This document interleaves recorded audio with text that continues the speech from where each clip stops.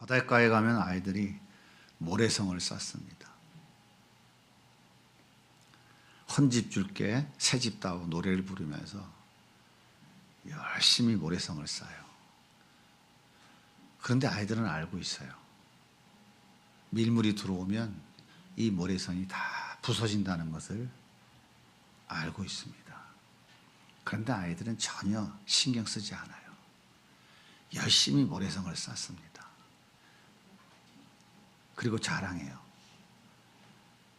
내가 더 잘 쌌어. 내 모래성이 더 멋져.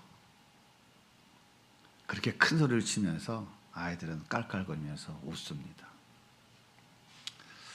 그런데 가만히 생각해 보니까 우리의 인생도 마찬가지인 것 같아요. 우리는 늘 모래성을 쌓습니다. 돈으로 쌓고요. 명예로 쌓고요. 내가 원하는 것을 가지고 쌓습니다. 그런데 우리도 알고 있어요. 이것이 영원하지 않다는 것을 잘 알고 있습니다. 때가 되면 무너진다는 것도 알고 있어요. 그런데 멈추지 않아요. 정말 열심히 쌓고 또 쌓습니다. 문제가 뭘까요? 몰라서 쌓는 것일까요? 아니에요. 알면서도 쌓고 있다는 거예요. 그래서 그 모래성의 결국은 무너짐입니다. 다 무너지는 거예요. 그래서 문제는 모래성이 아니라 무너질 것을 알면서도 거기에 인생을 걸고 있다는 것이, 그것이 진짜 문제인 거예요. 오늘 본문에 보면 모래성을 쌓다가 철저하게 무너진 재미있는 이야기가 기록되어 있어요. 둘째 아들은 아버지를 떠나서 자기 힘으로 얼마든지 잘 살 수 있다고 생각을 했어요. 살아있는 아버지를 죽었다고 선언하는 것이, 그리고 유산을 챙겨서 먼 나라로 떠나가는 것이 진정한 자유라고 하는 착각을 했어요. 거기에 진정한 행복이 있다고 생각을 했습니다. 그러나 그 끝은 무엇이었나요? 허랑방탕, 다 없앤 후에 궁핍, 그리고 돼지, 결국에는 줄여 죽는구나로 가게 된 것입니다. 아름답게 쌓아올린 모래성은 허무하게 무너지고 말았어요. 아들의 문제가 뭘까요? 가난일까요? 돈이 없는 것일까요? 그래서 무너졌나요? 아니죠. 문제는 가난이 아니라 아버지를 떠난 것이에요. 문제는 결핍이 아니라 아버지와의 관계가 단절된 것입니다. 이 이야기는 성경 속에 나오는 이야기가 아니라, 이 이야기는 예수를 믿는다고 하면서 그 예수를 버리고 독립을 선언하고 내 멋대로 살아가고 있는 우리의 이야기가 아닌가요? 왜 둘째 아들은 아버지를 떠나려고 했을까요? 하나님은 인간을 흙으로 창조하셨습니다. 흙은 스스로 생명이 없어요. 그래서 하나님은 자기의 형상을 따라 인간을 만드셨어요. 형상을 따라 만들었다는 얘기는 쉽게 말하면 하나님을 닮게 만들었다, 그런 얘기입니다. 하나님은 혼자 계시는 분이 아니에요. 성부와 성자와 성령이 서로 사랑하고 교제하고 하나로 연합되시는 분이십니다. 그래서 하나님은 인간을 그렇게 닮도록 만드신 거예요. 그래서 인간은요, 하나님을 알고 하나님과 교제하고 하나님을 의지하며 하나님 안에서 살아가도록 지음받은 존재인 거예요. 그래서 인간은 혼자 살아갈 수 있는 존재가 아니라 하나님과 함께 살아야만 사라지는 존재인 거예요. 믿으십니까? 이 말씀이 이해가 되세요?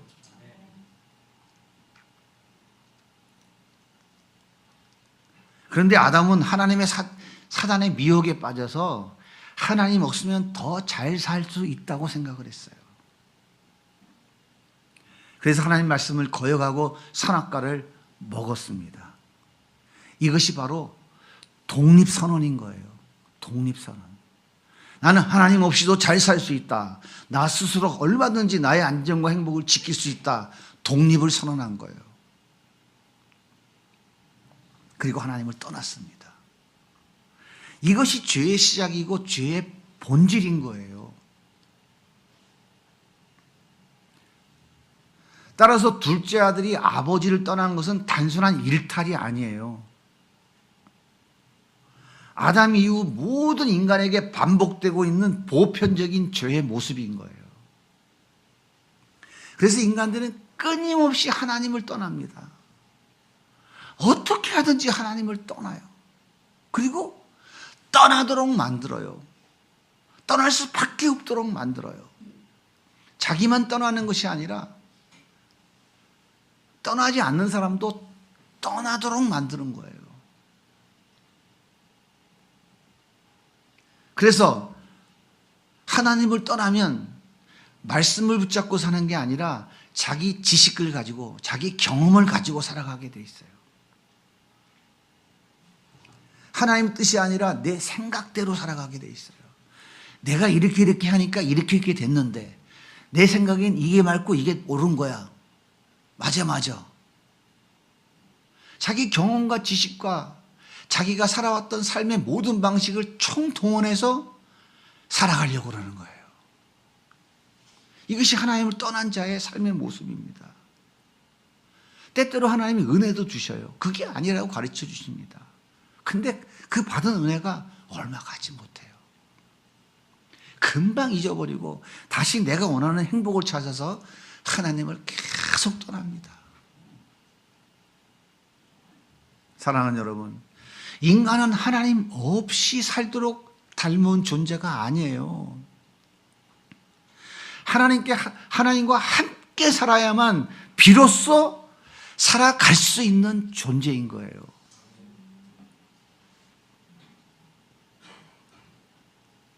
그래서 하나님을 떠난 인생은 처음에는 괜찮아 보입니다. 그런데 결국 무너지고 마는 거예요. 그리고 그 끝에서 우리가 만나게 되는 것이 뭐냐면 바로 오늘 본문의 주림인 거예요. 그래서 죽게 되는 곳으로 가는 거예요.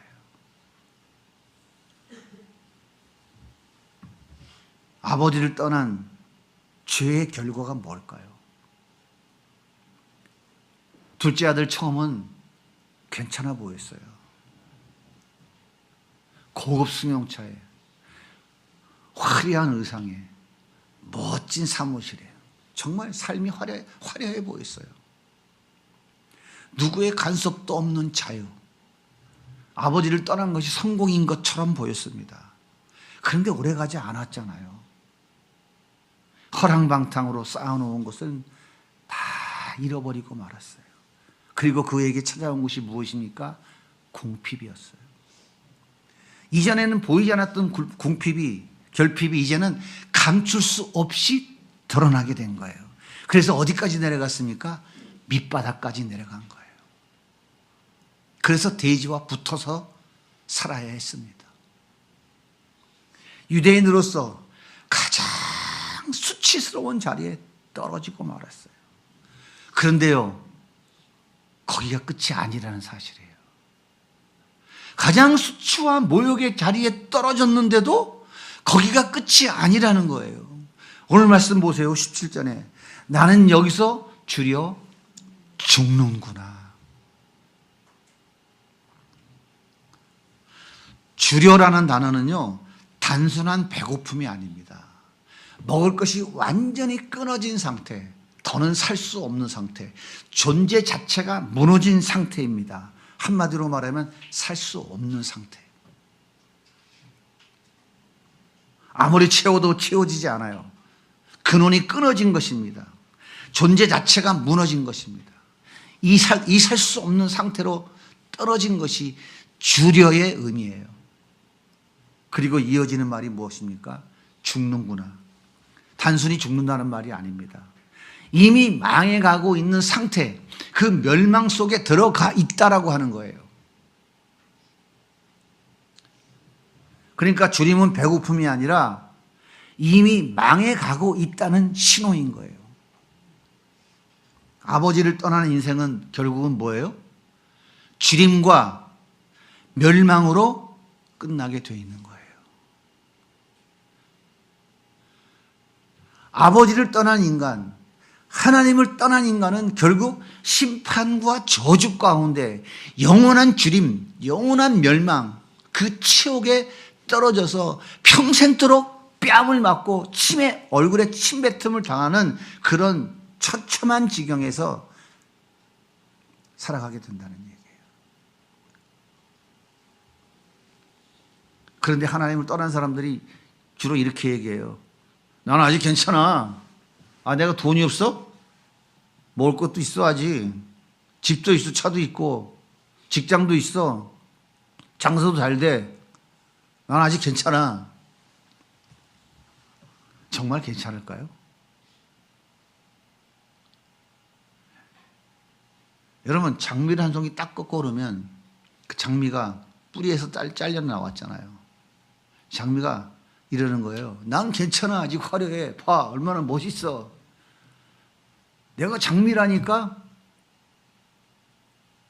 사람들이 봐. 나를 얼마나 멋지다고 그러는지. 박수 치잖아. 내가 이런 사람이야. 그것과 똑같은 거예요. 하나님을 떠난다는 거는.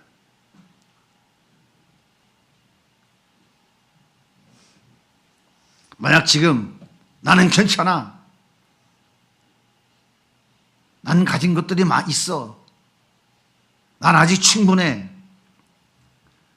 이렇게 말하고 있다면 그 사람은 이미 나는 주려 죽는구나 그 자리에 서 있는 사람이에요. 장미꽃하고 똑같다니까요. 근데 자기가 밑둥 잘린 장미인지를 모르고 살아가는 게 이게 문제인 거라니까요. 겉으로는 괜찮아 보이지만 속으로 이미 무너져 있는 거예요. 채워진 것 같지만 근원은 이미 끊어져 있습니다.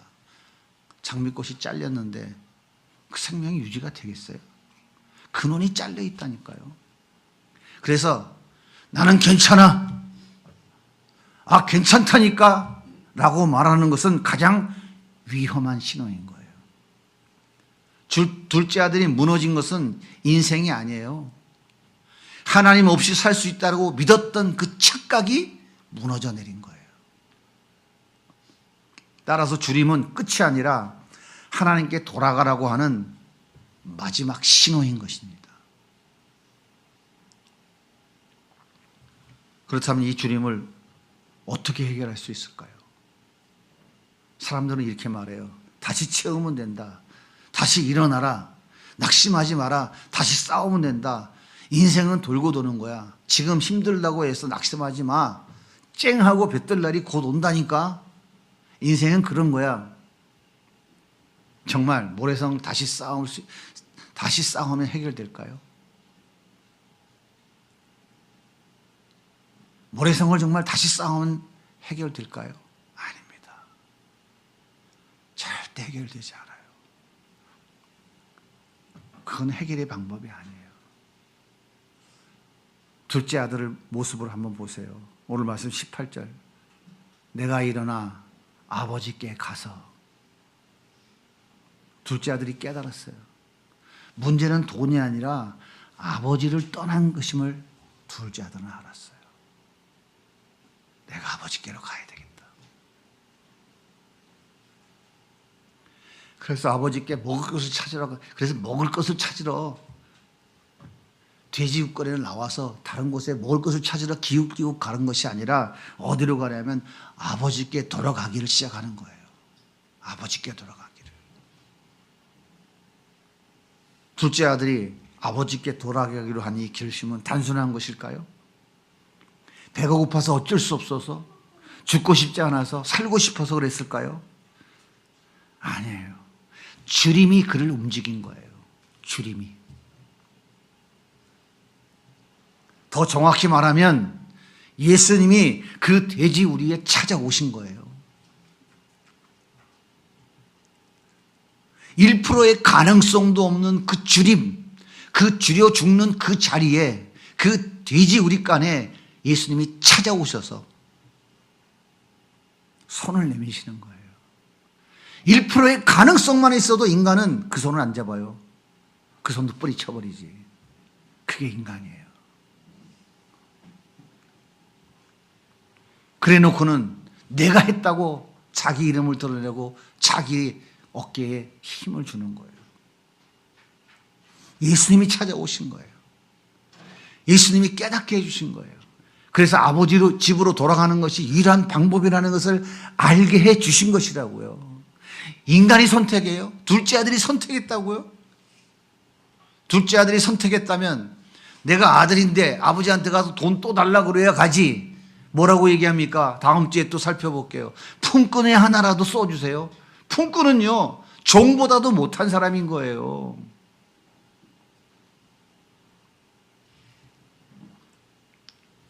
예수님이 그를 이끄신 거라고요. 여러분, 예수님이 이끄셔서 오늘 여기 나와서 앉아 계시다면 여러분은 진정한 복을 받으신 거예요. 이 세상에 수없이 많이 쌓고 쌓아도 그것은 모래성이라니까요. 그거 가지고 천국 가실 분 있어요? 지옥 갈 사람 있냐고요. 그런데 그거를 못 버리는 거야. 그거를 붙잡고 몸부림을 치니까 아버지 집하고는 더 멀어 떨어지는 거야. 겉으로는 화려한 것 같고 겉으로는 뭔가 된 것 같지만 속은 점점점 병들어가지고 외로움과 고통 속에서 허우적허우적거리고 있는 거예요.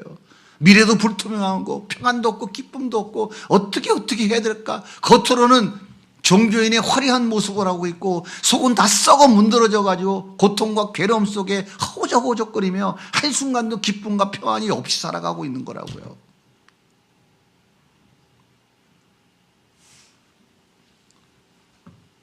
목자가 하루 일과를 마치고 저녁에 집으로 돌아왔어요. 그런데 양 한 마리가 보이질 않는 거야. 목자는 99마리 양을 우리에 집어넣고 그 잃어버린 양을 찾아 나섰어요. 캄캄한 밤, 멀리서 사나운 짐승의 울음소리가 날카롭게 들려오고 있었어요. 양은 왜 목자를 떠났을까요? 목자가 데리고 가는 풀밭보다 자기 눈에 보이는 풀밭이 더 좋았어요. 그래서 이 양은 목자를 떠난 거예요. 스스로 좋아 보이는 풀을 찾아갔습니다. 하지만 목자는 포기하지 않았어요. 캄캄한 밤, 춥고 위험한 그 광야에서 넘어지고 부딪히면서 끝까지 찾아갑니다. 기어이 파의 틈에 움켜려 추위와 공포에 떨고 있는 양순이를 찾았어요. 목자는 너무 기뻐서 그 양순이를 어깨에다 울쳐매고 집으로 돌아왔습니다. 여러분, 양은 약합니다. 약은 시력이 좋지 않아서 앞을 잘 볼 수 없는 존재예요. 그래서 양은 목자 없이는 절대로 살아갈 수가 없습니다. 그런 양이 목자를 떠났어요. 생각해 보세요. 스스로 돌아올 수 있겠습니까? 스스로 돌아올 수 있겠어요?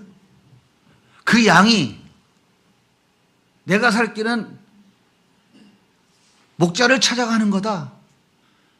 내 살던 우리로 돌아가야 되겠다. 스스로 찾아올 수 있겠느냐고요. 범죄한 인간이 그 하나님을 스스로 선택할 수 있겠냐고요. 이렇게 스스로 목자를 떠난 양은 돌아오지 못합니다. 절대 불가능해요. 그는 이미 죽은 상태, 멸망의 상태가 진행 중인 거예요. 우리도 마찬가지입니다. 예수님은 목자이고 우리는 양입니다. 그래서 우리는 스스로 돌아갈 수 없어요.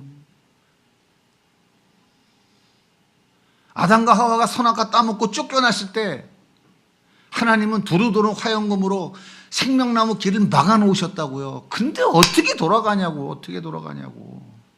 착한 일하고 선한 일하면 돌아가냐고요.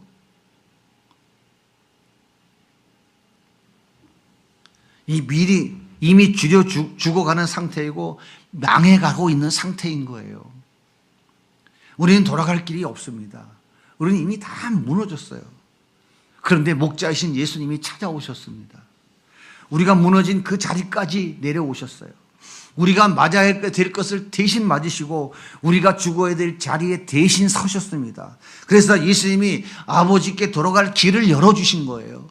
내가 곧 길이요 진리요 생명이, 그렇게 말씀하신 거라고요. 예수님이 길이고 진리고 생명이라고요. 예수님 없이는 아버지께 돌아갈 길이 없는 거예요. 우리가 돌아갈 수 있는 이유는 예수님이 십자가에서 길을 열어 놓으셨기 때문인 거예요. 주님의 해결은 치움이 아닙니다. 모래성을 다시 쌓는 것이 아니에요. 아버지께 돌아가는 것이에요. 반석이신 예수께 돌아가는 거예요. 내 힘으로 돌아가는 것이 아닙니다. 나의 선택으로 돌아가는 것이 아니에요. 찾아오신 예수님의 손에 이끌려 아버지께 돌아가는 거예요. 사랑하는 여러분, 우리는 이제 선택해야 됩니다. 계속 싸울 것인지 아니면 돌아갈 것인지. 더 싸우려고 하지 마세요. 아무리 싸워도 모래성입니다. 돈으로, 성공으로, 관계로 이 주님은 절대 해결되지 않습니다. 해결되지 않는다고요. 그렇게 돈 많이 벌었던 미국의 서기왕, 이름이 생각이 안 나네. 록펠러. 재산이 500조가 넘어. 만족합니까?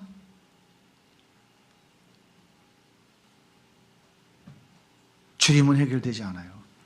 모래성 북잡기를 이제 멈춰야 됩니다. 나는 괜찮다고 말하지 마세요. 아직 돈 있고 건강 있고 직장이 있어서 잘 살아간다고 큰 소리 치시면 안 됩니다. 나는 괜찮지 않다.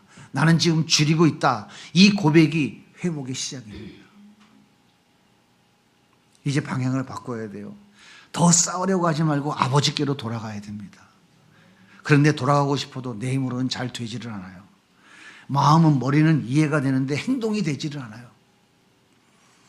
그래서 날마다 나 자신을 합리화하며 포장합니다. 맞아. 내 힘으로는 안 됩니다. 그래서 하나님은 우리를 그냥 두지 않으시고 주림 속에서도 계속 부르고 계세요. 계속 부르고 계신다고요.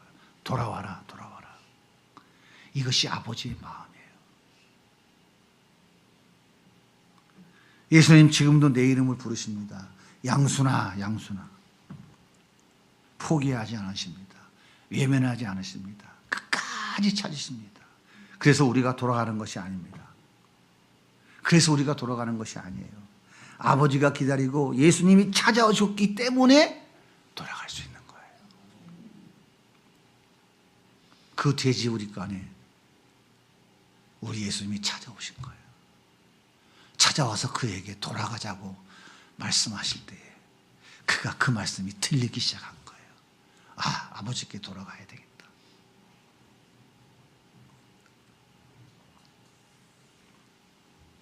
예수님의 품에 안기셔야 됩니다. 그분은 지금도 기다리고 계세요. 예수님이 내미는 손 뿌리치지 마시기 바랍니다. 예수님 붙잡고 있는 손 뿌리치지 말고 예수님이 이끄는 대로 딸려가시면 되는 거예요. 여러분이 모래성을 쌓으려고 한다고 해서 쌓아지지 않는다니까요. 알고 계시잖아요. 아세요? 모르세요? 알아요? 몰라요? 죽으면 가져가요? 천국 갈 때 가져가요? 지옥 갈 때 가져가요? 다 아시네? 아버지께 돌아가면 아버지께는 내가 구하는 것보다 더 많이 있다고요. 둘째 아들이 돌아가는 아버지 집에는 그 아버지는 부자라니까요. 어마어마한 아버지예요. 그 아들이 아버지께 돌아가니까 아버지가 아들의 기회를 다시 회복시켜 주셔서 아버지 지금 유산을 주겠어요, 안 주겠어요? 이게 진리 아닙니까?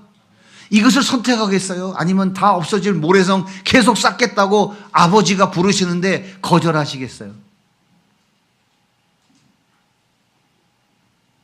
믿어지면 은혜고 깨달아지면 은혜고 그게 안 깨달아지고 안 믿어지면 할 수 없는 거지 뭐 어떡한데요.